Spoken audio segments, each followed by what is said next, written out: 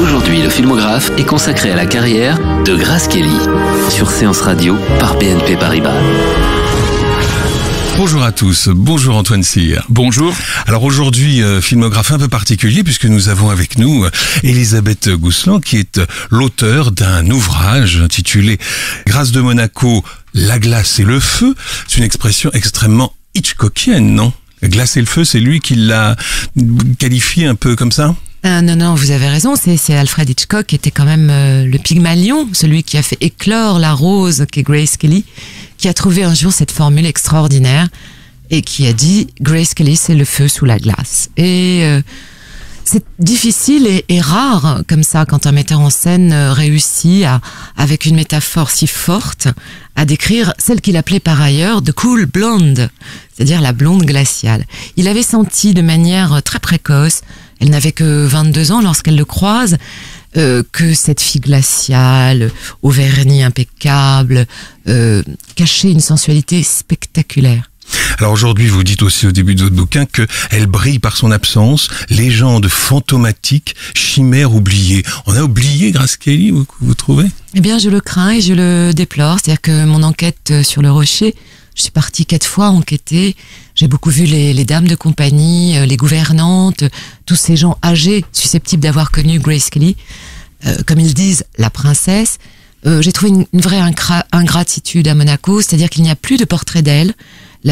Alors, la commercialisation de son image est terminée, mais ça, c'est peut-être à mettre au crédit d'Albert, c'est-à-dire que on ne peut pas exclure que ce soit joli et pudique, le fait qu'il est interdit qu'on vende à tout vent les images de sa femme défunte.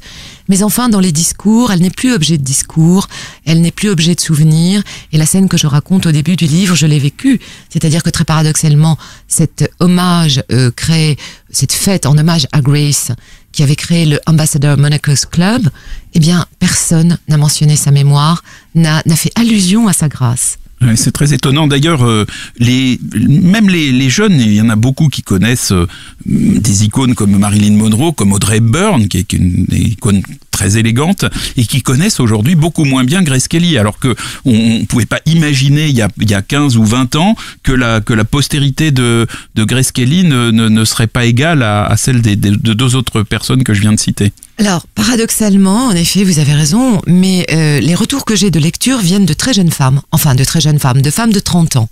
Et elles sont absolument fascinées par la trajectoire de Grace Kelly parce que, telle que je la révèle, telle que je la découvre, c'est-à-dire que j'ai beaucoup enquêté, et toutes les biographies que j'avais lues, petite digression, étaient très compassées et avaient mis cette fleur comme ça sous globe, comme une fleur séchée.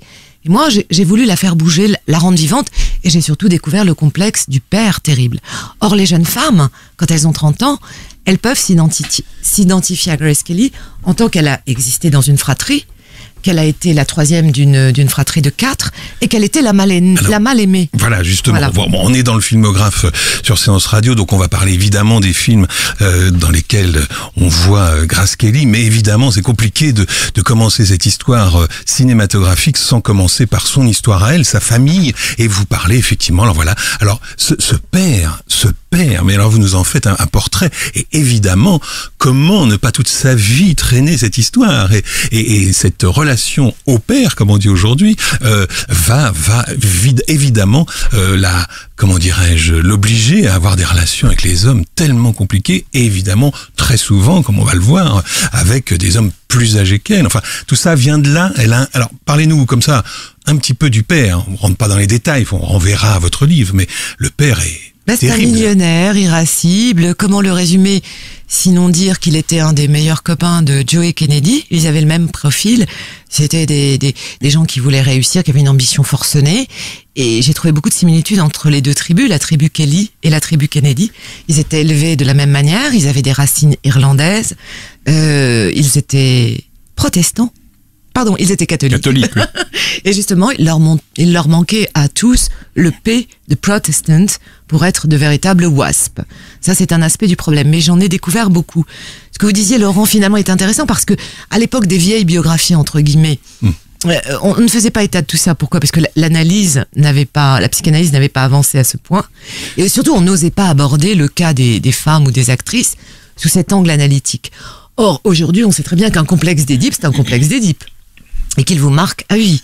Et donc son père préfère sa sœur aînée et préférée, sa petite sœur aussi, le frère évidemment. Il en fait un champion athlétique. Voilà, c'est formidable. Et elle, alors qu'est-ce qu'elle a pour elle? Racontez-nous quand même cette petite anecdote sur la plage. Il y a un photographe qui vient, il est en campagne électorale, le père. C'est atroce. Et c'est atroce. Enfin, rapidement, vous pouvez nous... Elle a 9-10 ans et... ils sont sur la plage à Ocean City parce que le père n'a pas seulement une magnifique demeure à Philadelphie avec un staff et des domestiques, il a également une splendide hacienda à Ocean City au bord de la mer. Une sorte de truc espagnol. C'est un bâtisseur, hein, c'est un maçon.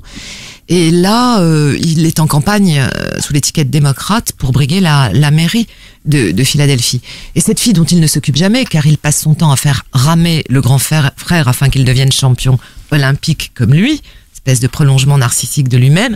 Cette petite-là, l'autre est formidable, elle est athlétique aussi, la grande Peggy, mais la troisième, vraiment, elle n'a aucune qualité, elle est chétive, elle n'est pas sportive, elle est timide, elle est timorée.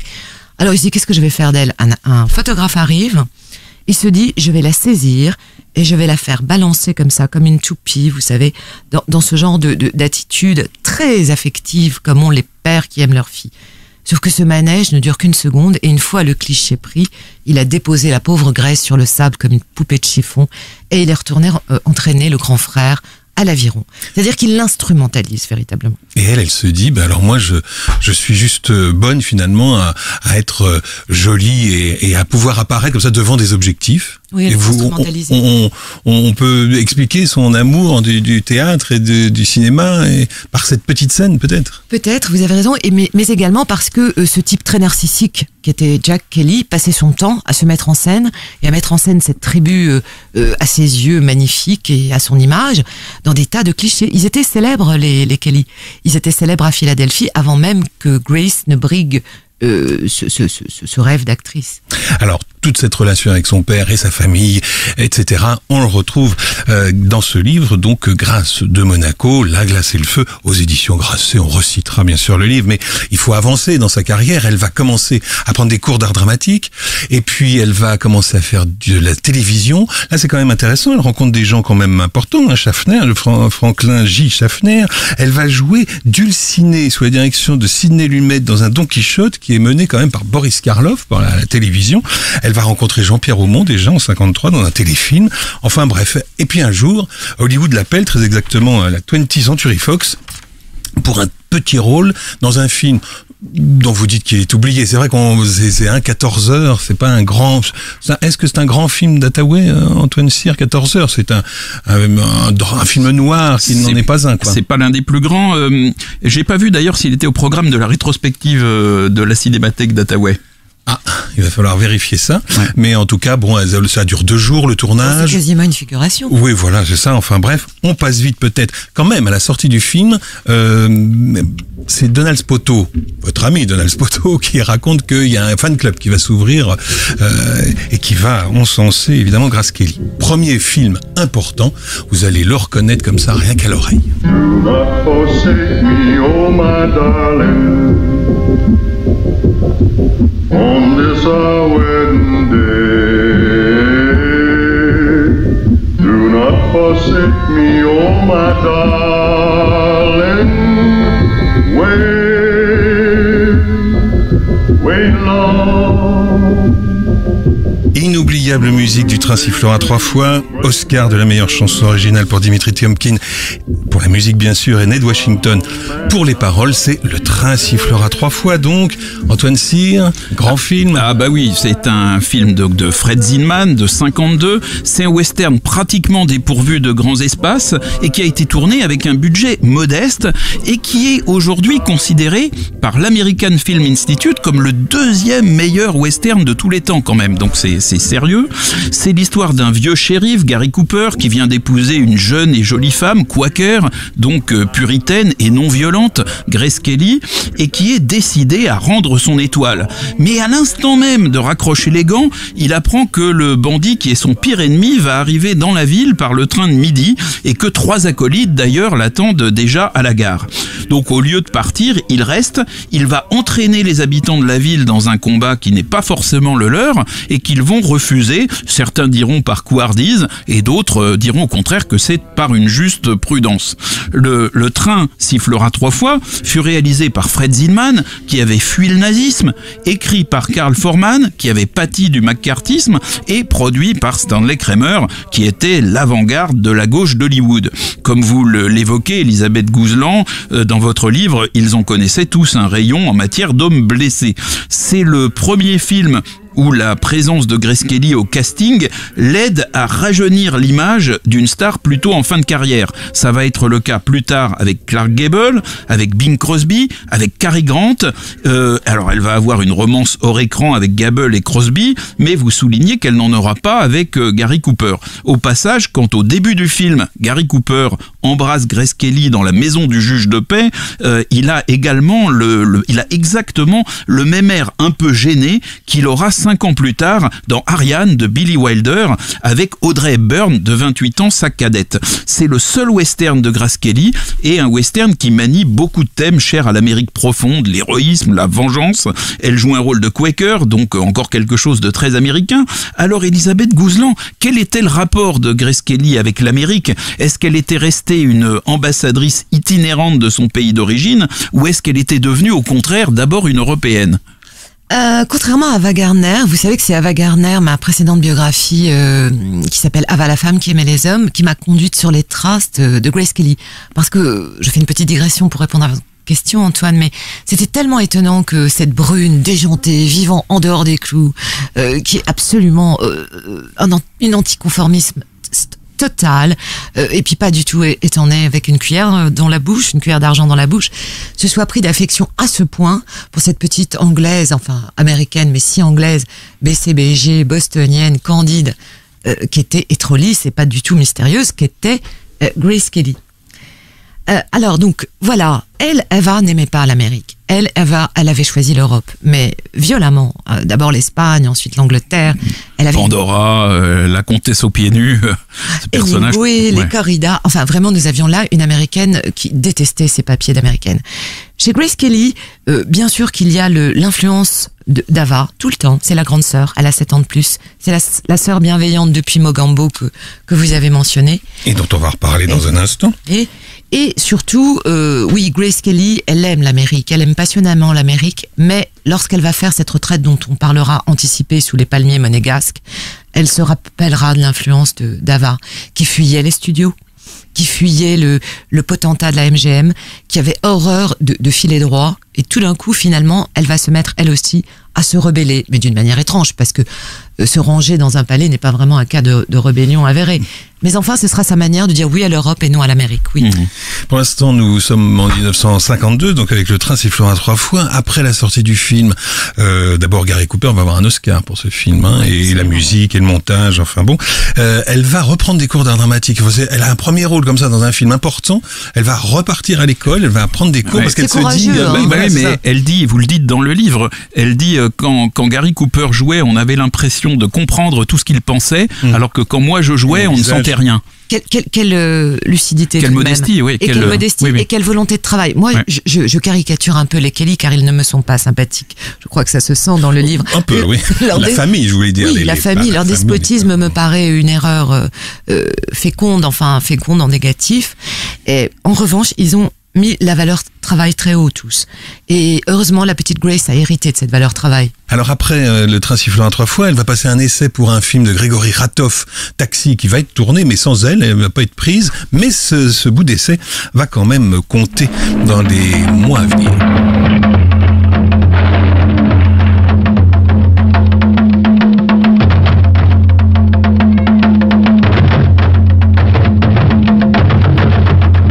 Voilà tout de suite plongé dans l'ambiance donc de son film suivant. Nous voilà en Afrique pour Mogambo. Alors Mogambo, là aussi un film important, et je me tourne vers Antoine. Légendaire. Mogambo, c'est un film de John Ford qui délaisse les grandes étendues du Far West, qui délaisse son Irlande adorée pour s'installer en Afrique et pour filmer l'Afrique avec autant de talent et autant d'inspiration. C'est le premier et dernier film que Gable fera avec John Ford. Si leur entente loin des caméras était bonne, Gable ne supportait pas la manière très despotique de John Ford de diriger les acteurs. Et d'ailleurs, le producteur Sam Zimbalist avait dit à Clark Gable, écoute, tu n'as qu'à dire à John Ford, yes coach, comme le fait John Wayne, et tout ira bien. Mais dire yes coach, c'était pas du tout dans la manière de Clark Gable, qui joue ici un baroudeur dont le métier est de trouver des fauves pour les os. La même semaine, ce vieux célibataire, donc dans le film, incarné par Clark Gable, voit arriver dans son horizon Ava Gardner, en semi-mondaine qui s'est fait poser un lapin par un Maharaja, et Grace Kelly, en épouse manifestement navrée d'un scientifique aussi rabougri qu'une vieille paire de chaussettes anglaises.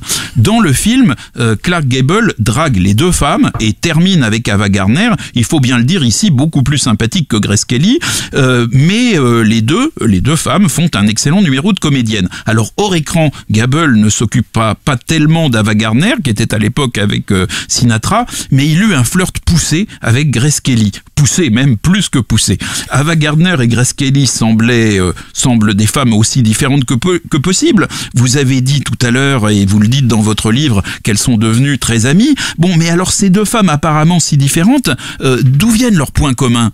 Comment expliquer cette amitié? Il faut mettre ça sur le crédit de Grace, qui est tout sauf finalement une prude, et qui se fait déniaiser sur le tournage de Mogambo à vitesse grand V. Un par Ava Gardner, qui a 7 ans de plus qu'elle, et qui a déjà conquis la moitié de l'Amérique, plus si affinité. Tout ce qui était mâle ne pouvait pas résister à Ava, et Ava était... Tout ce qui était mâle, oui, mâle. Et sur ce tournage dont vous avez très bien rappelé l'ambiance, moite, passionnelle, subtile, et en même temps avec ces Hollywoodiens qui boivent toute la journée, qui font l'amour à côté des tentes. On a quand même Gore Vidal, le romancier américain, qui prend des notes, qui est là comme journaliste et qui prend des notes et qui nous rend des rapports désopilants sur l'ambiance du tournage. Donc Grace Kelly se sent très très mal avec ses gants blancs, avec, vous imaginez, son teint de porcelaine, avec le fait qu'elle est tellement sérieuse et disciplinée, elle se lève tôt, elle joue le jeu de John Ford. C'est la seule qui joue le jeu du coach John Ford. Les autres font n'importe quoi, y compris Sinatra qui fait quand même qui réunit des gospels le soir à la tombée de la nuit. C'est à mourir de rire ce tournage. Et donc c'est Gable qui se fait piéger, Antoine et Laurence. Ce n'est pas l'inverse. Ça n'est pas. Tout le monde croit que c'est Gable qui courtise à la haute, on emporte le vent, la petite Grace Kelly. Mais non, elle a déjà un passé de harceleuse que je raconte dans le livre, qui est quand même la découverte que j'ai faite. C'est-à-dire qu'elle harcèle les hommes. Moi, je dis, c'est une belle qui se conduit comme une moche. Gary Cooper, elle avait voulu aussi. Ça n'a pas marché, mais non, ni même Jimmy Stewart, pour des raisons que je n'ai pas réussi à découvrir. Enfin, je pense que les bonnes raisons, c'est quand les femmes, les vraies épouses sont assez vigilantes. Et donc la femme de Jimmy devait être assez C'est pour ça que d'ailleurs que Lauren Bacall était allée sur le tournage de African Queen avec Katharine Hepburn. Pas folle la guêpe. Elles sont devenues très amies, mais enfin. Il a fallu se déplacer en Afrique. Voilà. Revenons à Mogambo, en Afrique aussi, Ava Gardner et Grace Kelly, elles se rencontrent. Oh, hi. How do you do? My name is Mrs. Nordley. I'm Kelly, Eloise Kelly. Grace Kelly à gauche, Ava Gardner à droite. Et alors c'est quand même amusant parce que le personnage d'Ava Gardner s'appelle Kelly, Eloise Kelly dans le film. C'est assez original. Bon, et Gable avait 28 ans de plus qu'un. Nous parlions tout à l'heure des hommes mûrs. Et il avait 28 ans de plus qu'elle. C'est ça qu'elle aime, Grace. Mais je le crains. On va le voir. On va continuer à le voir. Et elle vient avec son mari en Afrique, Grace Kelly, et il y a des problèmes d'adultère qui sont refusés en Espagne. Le film, le savez-vous, a été doublé en espagnol pour faire en sorte que s'ils soient frères et sœurs. Mais ils couchent quand même dans le même lit, le mari et la femme. C'est drôle, hein? Je ne savais pas ça. Vous m'apprenez une chose.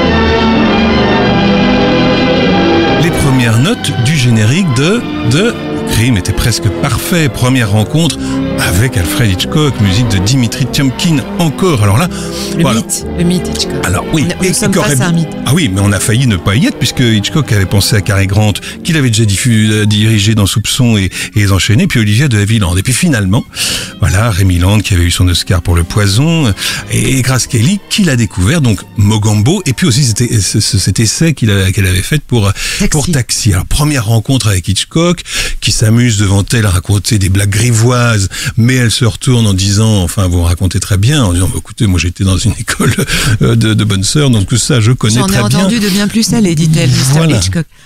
Voilà, et ils vont bien s'entendre. Et vraiment, il y a beaucoup de comédiennes qui ne se sont pas bien entendues avec Hitchcock, c'est le moins qu'on puisse dire. Elle s'entend très bien, il lui fait confiance. Racontez-nous le costume pour la scène la fameuse scène de l'assassinat avec la paire de ciseaux. C'était pas prévu comme ça. Moi, vous savez, j'ai ma petite théorie là-dessus. Ce sont deux puritains. Ce sont deux personnes qui ont souffert du complexe d'Édipe.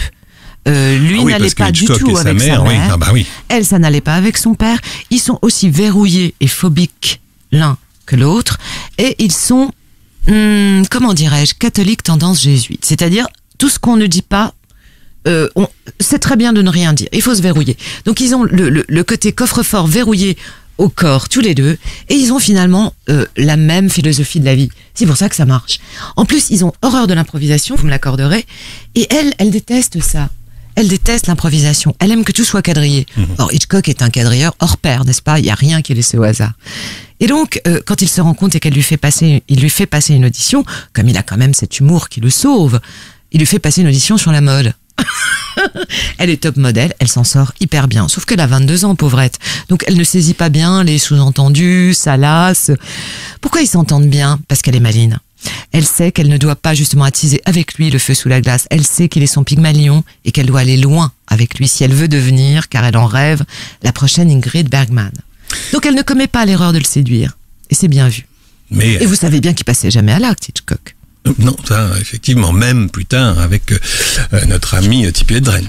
Mais on a quand même l'impression que que Grace Kelly a beaucoup mieux dompté Hitchcock que les autres actrices. Absolument. Puisque à la fin, vous le dites dans le livre, il lui apporte le thé et les petits gâteaux. Enfin, il est à sa botte, quoi. C'est pas Hitchcock, ça. Oui, elle a dompté Hitchcock comme elle domptera les tigres de la cage du prince régnier. Peut-être on peut comparer la relation avec Hitchcock et Dietrich, justement. Il avait une admiration aussi pour Marlène Dietrich, il l'a laissé faire sa lumière, ses costumes, enfin tout ça.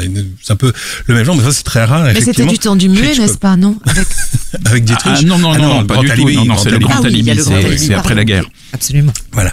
Et puis il y a Rémi Land qui lui a 24 ans de plus qu'elle. Ça marche, le compte est bon. Et là, on va la traiter de briseuse de couple, tout ça, alors que finalement il va finir sa vie avec sa femme, Rémi Land. Mais enfin quand même, il y a eu une histoire. Non mais vous aurez remarqué, messieurs, qu'il faut absolument 20 ans de plus qu'elle minimum. Et ça s'appelle une pathologie, et ça se soigne sur le divan.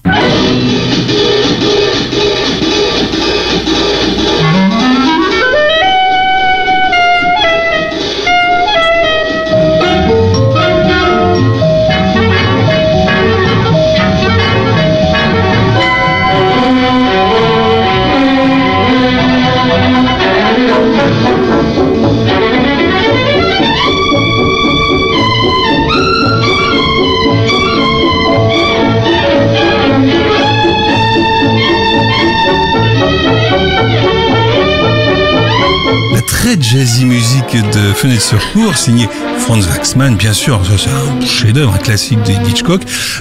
Il lui en parlait beaucoup pendant le tournage du Crime était presque parfait, mais sans lui dire qu'il la voyait bien dedans. Et puis c'est au dernier moment qu'il lui a dit... Vous avez vu, j'ai retrouvé quand même ces documents assez exceptionnels du scénariste qui a un nom prédestiné puisqu'il s'appelle Hayes. Donc le jeu de mots Hayes, lui Hitchcock n'aime que les voyeurs. Donc il avait vraiment choisi le scénariste parfait. C'est une scène drôlatique que je raconte où ce scénariste qui est pas à l'époque très très connu, qui va rester un petit peu avec Hitchcock parce qu'il l'aime bien, est chargé d'inventer le rôle de Grace Kelly. C'est-à-dire qu'il découvre, stupéfait, ça c'est les petites farces de Hitchcock, c'est l'homme à farce. Il lui dit voilà, j'ai un scénar, c'est Fenêtre sur cour, c'est l'histoire d'un type qui est un reporter alité, qui peut pas bouger, il se passe quelque chose, un crime, il va enquêter. Ok, le type lit le scénar et rappelle le lendemain un peu gêné en disant Monsieur Hitchcock, vous voulez faire ce film pour cette dame là qui est inconnue, cette jeune actrice inconnue? Il n'y a pas de rôle pour elle. Justement, lui dit-il, je vous ai embauché pour que vous inventiez ce rôle.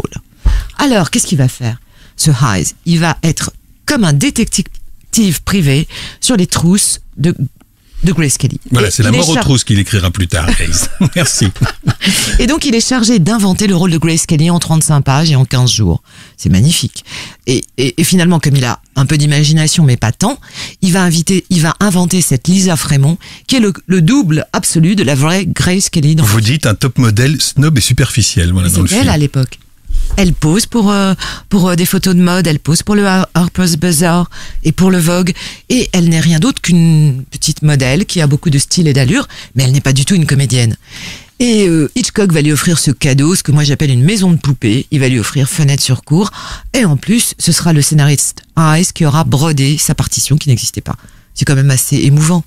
Et le couple qu'elle forme avec Stewart a beaucoup plu, et puis Vincente Minnelli voulait les engager après pour la femme modèle, mais elle se mariera du côté de Monaco, donc ça ne se fera pas, et ce sera... Elle aura bien tort. Mais ça aurait été formidable à voir. Bon, ce sera Lorraine Bacall et Grégory Peck, c'est bien aussi. C'est un très bon film. C'est vrai.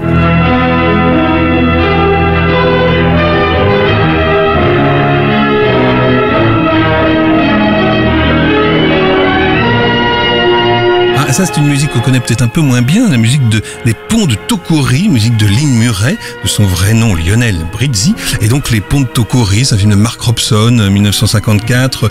Alors on la voit peu, hein, son mari c'est William Holden, là aussi, il a combien? Il a 11 ans de plus qu'elle. Ça marche. C'est bien. 10-12, voilà, minimum. c'est bien. Mais elle, on la voit, bon alors pendant la pause, comment ça s'appelle? La fameuse scène de la permission. C'est une permission, voilà, l'armée. Et donc il la retrouve dans un hôtel de Tokyo. Un palace, et ils ont loué une heure de bonheur dans les termes du palace. Ah ça, alors il y a une scène quand même assez formidable. Ça c'est très cinéphilique, hein. Le bain.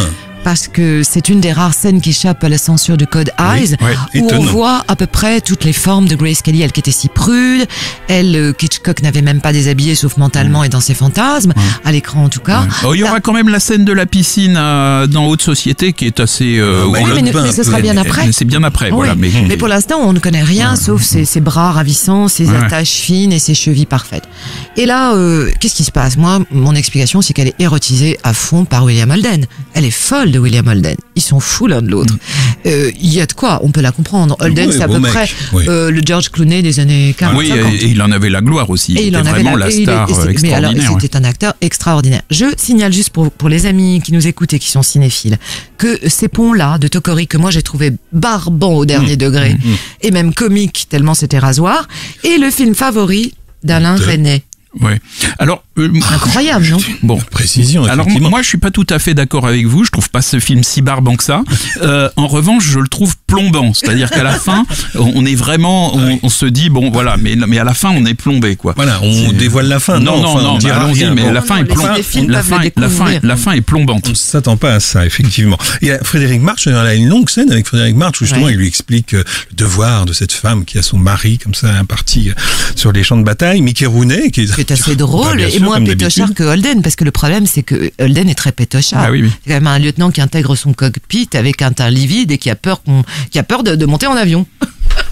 Et le film recevra logiquement l'Oscar des effets spéciaux. Searches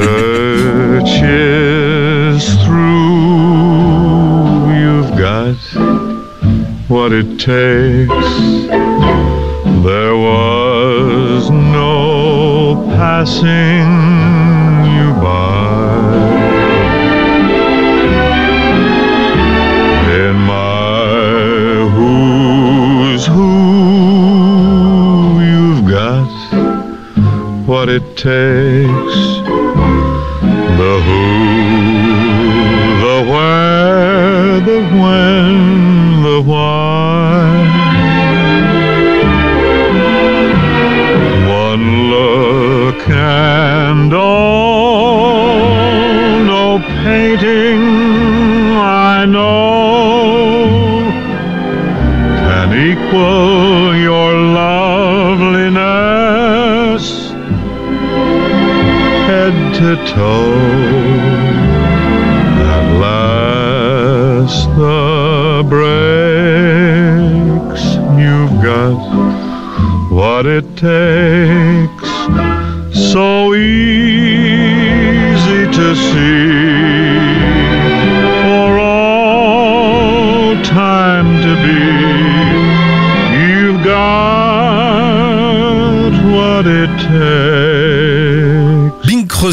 de Searching Truth, souvenir des temps heureux dans une fille de province. Une fille de la province, c'est le titre a priori définitif de ce film, une fille de la province. Antoine Cyr. Alors, donc 1954, Une fille de la province, c'est un film écrit et réalisé par George Seaton d'après une pièce de Clifford Odets, qui était le grand metteur en scène, qui était le grand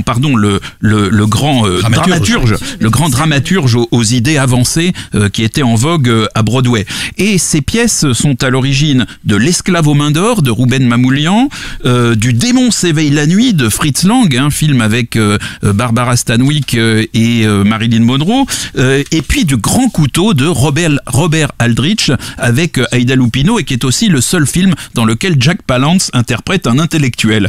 Dans Une fille de la province, Bing Crosby joue un acteur et chanteur de comédie musicale qui est alcoolique et qui se croit complètement fini suite au drame personnel que représente la mort d'un enfant par manque de vigilance de sa part. Alors si dans la vraie vie Bing Crosby était chanteur et très porté sur la boisson, il n'avait quand même rien d'un raté, et son rôle dans Une fille de la province fut un sérieux défi pour lui parce que pour une fois en fait on lui demandait de jouer un rôle et non pas de jouer son rôle habituel de crooner, où il faisait juste son boulot de crooner. La fille de la province, c'est Grace Kelly qui joue la femme de Crosby, minée par le double drame de la perte de son enfant et de la déchéance de son mari, et elle va s'opposer à William Holden, dont on parlait à l'instant, qui lui est un metteur en scène qui est décidé à donner sa chance à l'artiste déchu, mais qui est inquiet de l'influence qu'exerce sa femme et qui est par ailleurs quand même amoureux de cette femme. Alors vous racontez, Elisabeth Gouzlan, que pendant le tournage, William Holden et Bing Crosby formaient un triangle amoureux avec Grace Kelly jusqu'au moment où Oleg Cassini, qui lui était l'ancien mari de Gene Tierney, est venu coiffer ces deux fringants jeunes, et pas si jeunes que ça, hommes au poteau. Alors, donc Grace Kelly, elle va recevoir l'Oscar pour ce film, alors qu'on pensait que Bing Crosby allait peut-être le recevoir, et elle est ici à 100 lieues du glamour de sa famille et des magazines. Elle a un pull triste, enfin le film est pas très très gai, voilà. Vous dites dans votre livre que dans sa jeunesse, elle a été reçue à l'Académie d'art dramatique presque par faveur, qu'on avait à peine écouté son audition. Alors là, c'est complètement l'inverse. On est dans Clifford Odets, on est vraiment dans le travail de dramaturgique pur et dur. Est-ce que c'était important pour elle d'être reconnue comme ça pour son jeu dans un personnage qui est un personnage austère, qui est un personnage difficile? Loin des paillettes. Finalement, c'est pas si loin non plus de son caractère. Moi, je crois à la théorie de Chaplin qui disait que les rôles déteignent sur la vie et inversement. C'est-à-dire que moi, j'ai analysé l'histoire d'une fille qui est excessivement belle, mais qui par le regard malveillant du père se sent moche, et qui drague les hommes comme les moches draguent les hommes, alors qu'elle est ravissante. Eh bien, voyez-vous, ici, elle trouve enfin le rôle qui la résume. Elle joue une moche. Elle joue une moche qui va sortir de sa chrysalide et qui va devenir la belle femme, effectivement, à la fin, quand tous les problèmes de ce mélo seront résolus. Mais avant, c'est vraiment à la fin. Il aura fallu qu'elle triomphe. Et encore une fois, on est dans l'analogie et de l'intime et de la psyché et de la vie réelle. Il aura fallu qu'elle triomphe d'un vieux barbon qui s'appelle Bing Crosby et qui a l'âge d'être son père et qui est son mari dans la vie. Donc tout l'itinéraire de Grace Kelly est absolument déchiffrable à l'aune de ce genre de loupe. Par ailleurs, elle est très bonne. Il se trouve qu'elle est très bonne dans ce film. Ah oui, moi, je pense que c'est l'un des films où elle est le meilleur et que cet Oscar est excessivement mérité. Tout à fait, c'est un film où elle est vraiment une grande actrice. Vous avez dit qu'il était destiné à rebooster, en tout cas moi je l'écris, la carrière de Bing Crosby. Mais qu'est-ce qui se passe? Il se passe qu'elle est amoureuse des deux. En tout cas, les deux sont amoureux d'elle. Elle est folle amoureuse de William Holden. Les actrices, vous savez, et Ava Gardner, c'était la même chose. Elles ne peuvent être bonnes que quand il y a un fluide érotique ou en tout cas un fluide amoureux. Elle est bonne quand elle a le regard du père, le père spirituel étant Hitchcock. Elle est bonne là aussi. Pourquoi? Parce qu'il y a Bing Crosby qui est fou d'elle et qui joue son père psychique, supposé, imaginaire, et elle a son amant. Sauf que personne ne sait qu'Holden est son amant. Donc, du feu sous la glace, ah ouais, il y en a beaucoup. Je rappelle justement que notre invitée aujourd'hui dans le filmographe, c'est Elisabeth Gouzelan. Grâce de Monaco, La glace et le feu, c'est le titre de votre dernier ouvrage, édité chez Grasset. Avant, il y avait également Ava, la femme qui aimait les hommes. Qui aimait les hommes, voilà. Et le temps passe vite en bonne compagnie. Ce filmographe avance et nous allons nous retrouver la semaine prochaine, si vous le voulez bien, dans le prochain numéro du filmographe, Elisabeth Gouzelan, pour continuer cette évocation de Grâce de Monaco, grâce à ce livre que l'on trouve partout et qui est un beau livre qui raconte, donc vous êtes la nouvelle biographe de Grace Kelly, La glace et le feu aux éditions Grasset. On se retrouve pour le prochain numéro. Avec grand plaisir. Merci. Merci. Le filmographe vous a été présenté par Antoine Cyr et Laurent Bourdon sur